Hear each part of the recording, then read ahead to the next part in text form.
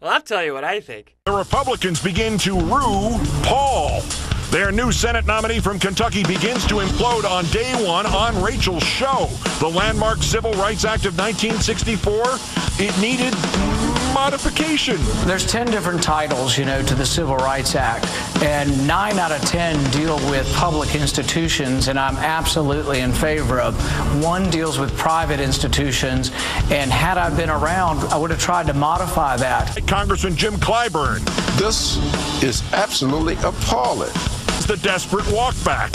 If you had been a member of the Senate or the House back in 1964, would you have voted yay or nay for the Civil Rights Act? Yes, I would have voted yes. In 2002, he wrote a letter to the editor opposing the Fair Housing Act. A free society will abide unofficial private discrimination even when that means allowing hate-filled groups to exclude people based on the color of their skin.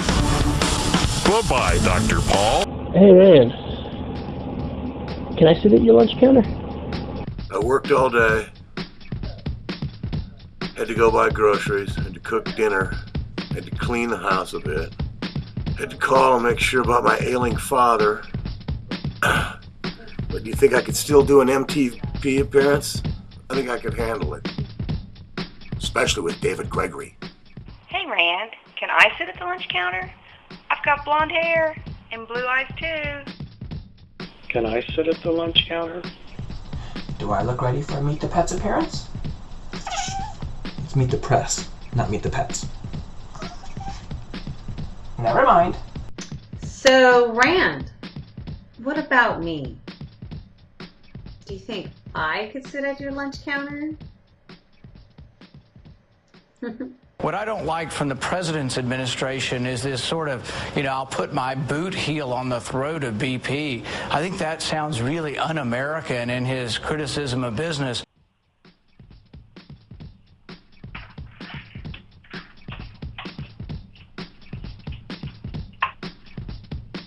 What do you want? Can you read the sign? It says adults only. I own this establishment, and I can tell you you're not allowed to be here. You need to go now.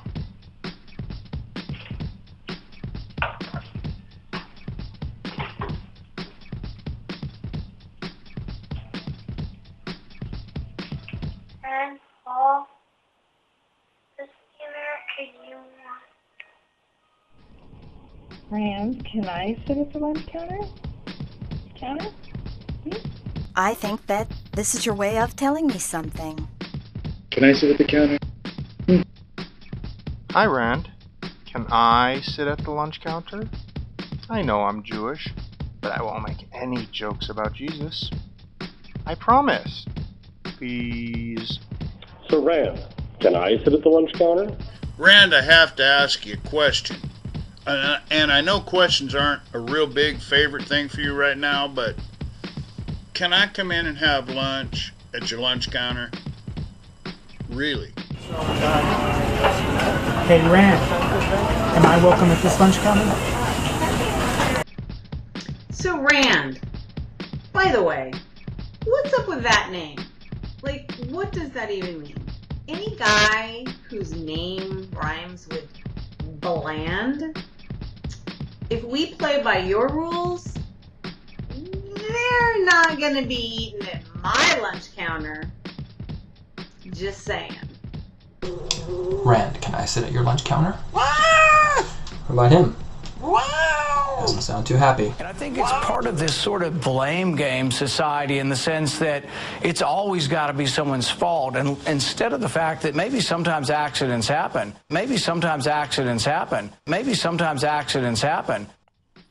Hey, Rand Paul, can I sit at the lunch counter? What about Chicago Blackhawks winger Dustin Byfuglien? Can he sit at the lunch counter? Oh yeah, that's right. You're not from Chicago. Yeah. Hey Rand, can we sit at the lunch counter? How about my Cherokee great-grandfather? My soldier son in Afghanistan? My Native American grandkids? My second cousins? Or how about my nephew?